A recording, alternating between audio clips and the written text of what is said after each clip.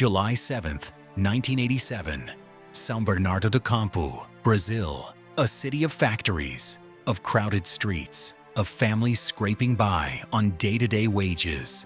Here, in one of São Paulo's working-class suburbs, Alexandre Silva Pereira was born. His father was a bricklayer, his mother a housekeeper. Life was hard from the start. At just 12 years old, Alex left school, not because he wanted to, but because his family needed money. He began working in a tire shop, sweeping floors, carrying rubber, patching flats. It was grueling, poorly paid work, but it was survival. Very poor place, where there was no hope of a much better future. Most people live below the poverty line, often in improvised wooden shacks. We are 7 children. We were 7 children. My father was a bricklayer.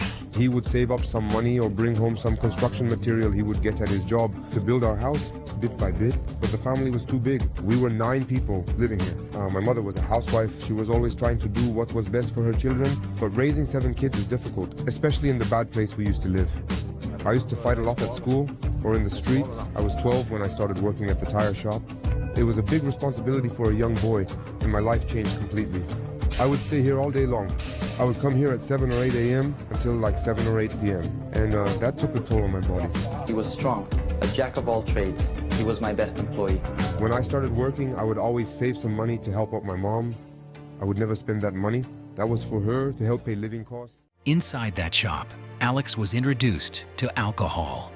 The older men drank cachaça while they worked. Alex, still a child, followed their lead. Soon, he was drinking every day. By 16, he was dependent, consuming nearly a liter of liquor daily. Then tragedy struck. His older brother, Angelo, barely 18 years old, was killed in their hometown. For Alex, then just a teenager, it was devastating. The boy who had been his closest companion was gone forever. The grief, mixed with addiction, could have destroyed him. Instead, it hardened him.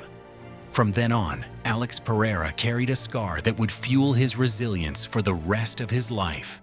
Working at the repair shop was nice, but you end up learning a few bad habits. In my case, that was drinking. I was in the midst of adults, flawed like anyone with addictions. And in that environment, I was introduced to some bad things like alcohol. I was only 12 years old and had a lot on my shoulders. Bit by bit, my consumption of alcohol increased. When I got to 16 years old, I would drink every single day. I wouldn't skip a day. My brother and I were close when we were kids, like my 2 sons are today. We'd go everywhere, do everything together. We got into a bunch of fights. We were a massive handful. I'm not into studying. It's very difficult for me. Even my Portuguese is bad. I was 15 and he was 16. We started drifting apart because I was working full time and he was dealing. So we drifted apart. Unfortunately, he took the wrong path and he's not with us anymore. How did that happen? What was the reason for his passing? Drugs. Drugs? Yeah, my drinking got worse over time. I tried to quit many times. I would drink a liter of cachaça per day. Those were very hard times. When I reached 18, 19 years old, I started wondering, how can I quit drinking once and for all? People always say that sports can save you. I've seen many stories like that, and that's how I ended up doing kickboxing. I said, I want to train so I can quit drinking. At 21 years old, Alex walked into a kickboxing gym. It wasn't about glory, it was survival. He needed an outlet, something stronger than alcohol. His first coach, Wilson Ninja Nunes, saw raw power in him. Soon, another mentor, Balakwa Wera, took him under his wing. Wera not only shaped his fighting style, but also introduced him to his Poatan indigenous roots. He gave Alex the nickname that would define him forever, Poatan, Stone Hands. With every strike, Alex carried that identity. He wasn't just fighting opponents. He was fighting for discipline, for sobriety, for meaning. When I started training him, he would drink 1 liter of cachaça per day. I could see in him that he was fragile. I was training him in the ring one day, trying to teach him some difficult moves. I was pushing him hard, so I punched him right in the stomach and he went down. I thought to myself, he's weak. Am I wasting my time with him? But he was back up. Seconds later, I saw tears in his eyes. I realized he wasn't weak. He was a warrior. He was rotten inside due to the things he used. He was contaminated. Before rituals, the Potashals apply natural paint to their bodies, using designs that represent the spirits they are invoking. In the native Tupi language, Poatan means hands of stone.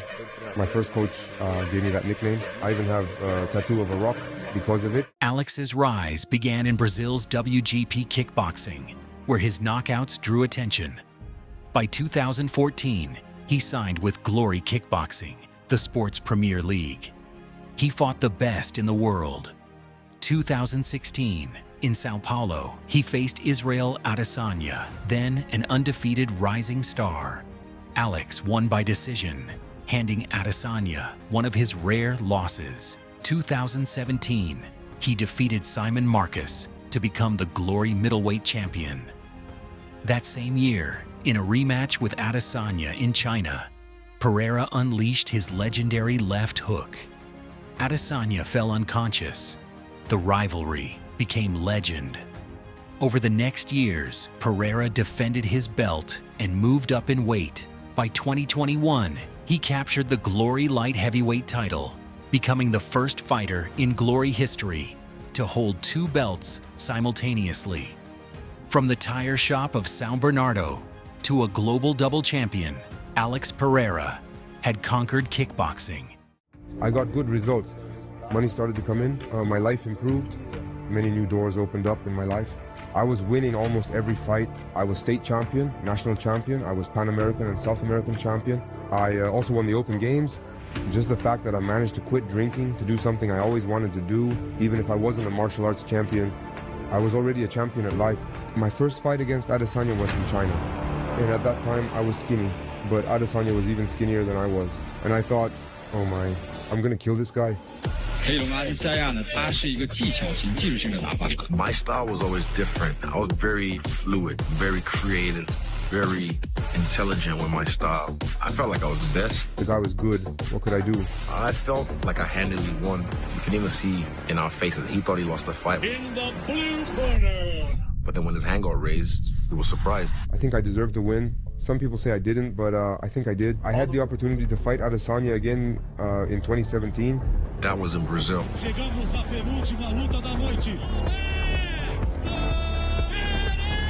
We fought the first round and we were pretty much evenly matched. When we went to the second round, he got a few punches in. I put him on skates. I simply got tired. But then the referee saved him and gave him an 8 count to rest. Because what? We're in his hometown in Brazil. In the third round, he had some gusto, picked it up because he was down 2 rounds. 2 punches. He dodged the first, but the second, the left hook, hit him.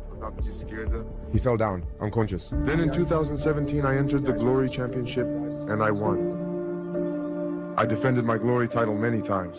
Then I had the chance to fight for the light heavyweight belt, becoming champion in 2 different weight classes. But another challenge awaited. Pereira had tried MMA once in 2015, losing by submission in Jungle Fight. But by 2020, after his GLORY reign, he returned with renewed purpose. At LFA 95, he knocked out Thomas Powell with 1 punch. The UFC signed him soon after.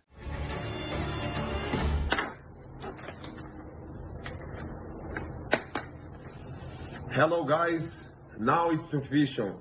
UFC, thank you. I'm so happy to be part of the family. November 2021, UFC 268, Madison Square Garden. Pereira debuted against Andreas Michailidis. In the second round, he landed a flying knee that knocked his opponent out cold. Fans around the world saw the power of Poatan. From there, he climbed quickly. In March 2022, he outlasted Bruno Silva in a 3-round battle, showing composure and endurance. In July 2022, he faced Sean Strickland. Strickland pressed forward, but Pereira stayed calm. A single left hook ended the fight in the first round. With just 3 UFC fights, Pereira was granted a title shot, and the opponent was the man whose shadow loomed large, Israel Adesanya. Cheek. And John, honestly, that's what I was speaking to with all the clinch and the grab. Oh, my goodness! Get Alex Pereira. It's a different kind of power, man. I mean, my God. He just starches people and so calm about it. Why a level change or a shot on Pereira would be good because he's... Oh! That's what I'm talking about. That's it. That's Pete said. Look at him. Level change, spring it to the left hook. Boom. That's nasty. I mean, that's the same hook he knocked out Adesanya with. November 12th, 2022, Madison Square Garden. Adesanya was the UFC Middleweight Champion, unbeaten at 185 pounds. Pereira was the challenger with only a handful of UFC fights. Many thought it was too soon. For 4 rounds, Adesanya controlled distance, landed sharp counters, and nearly finished Pereira at the end of round 1. Going into the 5th, Adesanya was ahead. But Pereira's corner, led by Glover Teixeira, told him the truth. You have to finish him. Go now, Pereira came out hunting. A stiff jab staggered Adesanya. Then the left hook, his signature, cracked the champion's jaw. Pereira poured on punches until the referee stopped the fight. From São Bernardo to world champion, Alex Pereira was now the UFC middleweight champion. Gotta mix it up. But in that clinching, Pereira had more success. He landed some good body shots, and he landed a big knee. Huge right and left at the end of the round. Catches him right where the ear meets the jaw, and then that left hook. For you to, it's one round for you to be a world champion. 5 minutes. Enough. You need to get to him. You need to approach him. Okay? You need to have knock him out. Listen, you need to knock him out. You're going to be a world champion right now. This round is yours. This round is yours. Go for it. Pereira's had his most success to the body tonight.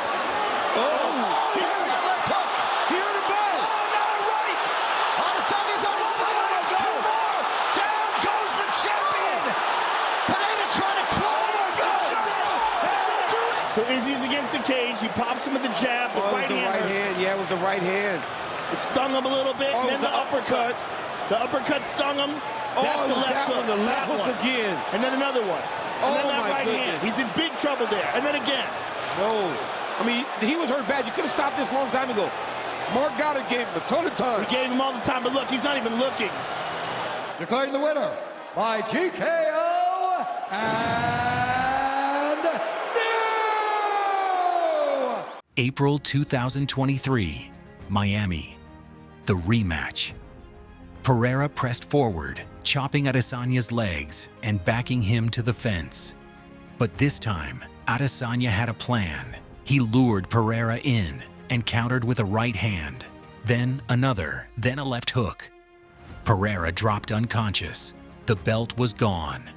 But instead of breaking him, the loss pushed him to move up to light heavyweight, a division where his size and power could shine. Again. Pereira's so dangerous. Counter right from Adesanya. Pereira down and out. Order restored. Adesanya has finally done it. Wow. Let's look at it again. Pereira hands down, just teeing off on him. Bang! Oh. Look at that right hand. Bang again. Left hook behind it. Out cold. Hammer fist.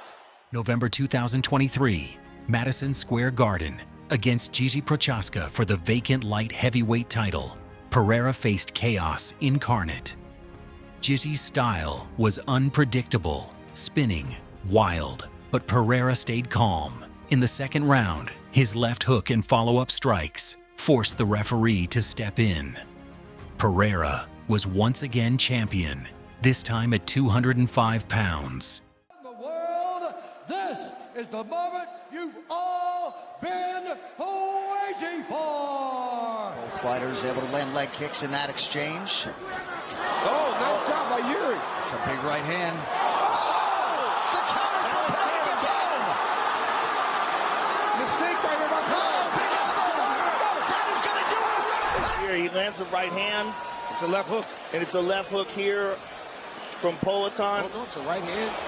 Left no, hook, that's yep. the left hook Yep, that drops left it. He hits with these punches, and then here's the elbows, and he drops and sinks. Wait. You're right. You guys are right. Maybe a little premature there. It's a little early. Declaring the winner by knockout and no! April 2024, Las Vegas. Pereira defended his light heavyweight crown against Jamahal Hill on the historic UFC 300 card. Hill came forward aggressively. Pereira waited, patient, then unleashed the left hook. Hill collapsed, the fight ending in the first round. It was one of the cleanest defenses in UFC title history.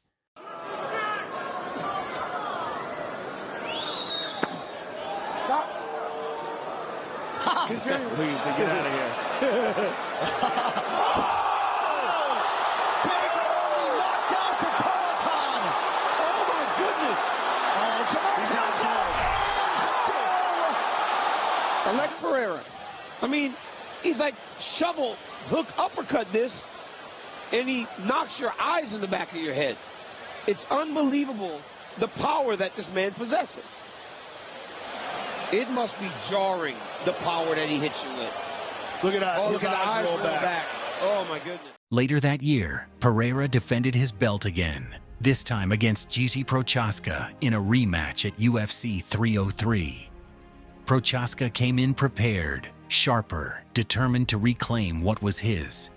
But Pereira had grown even more dangerous. In the second round, he caught Gigi with a crushing combination.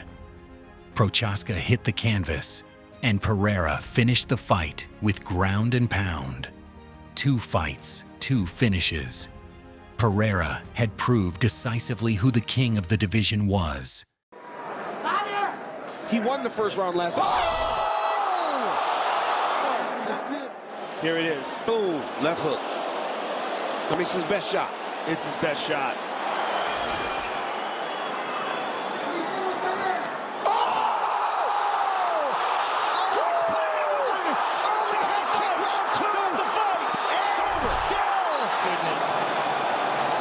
It is Poatan's world in the UFC in 2024. My God. This guy. March 2025, Las Vegas. Pereira faced Magomed Ankalaev, a fighter with relentless wrestling and control. For 5 rounds, Ankalaev smothered him, pressing him against the cage, nullifying his striking. Pereira landed kicks and punches in flashes, but the knockout never came. The judges awarded Ankalaev the belt. For Pereira, it was his first defeat at light heavyweight. Pereira clearly investing low early. Oh, another. You heard him again with it. There's the shot. There it is. Good defense by Pereira. Pulling him up. Let's see if Ankalaev hooks it. Good counterattack by Ankalaev and a big left hand. Beautiful left hand by Ankalaev. Another counter right hand by Ankalaev. Yeah, good left hand by Ankalaev. Poatan's left hook has landed a couple times as well. Really good round from the challenger. He heard him. Massive left late in the round for Ankalaev. Sound like music to Ankalaev right now. Exactly what he's trying to do. Because if they're booing, he's winning. Yeah. Oh, nice. Nice head kick. That head kick was real. Yeah, that got Ankalaev's attention. Oh, nice jab. Beautiful jab by Poatan. Snapped his head back right in front of the broadcast Another high position. kick. There it is.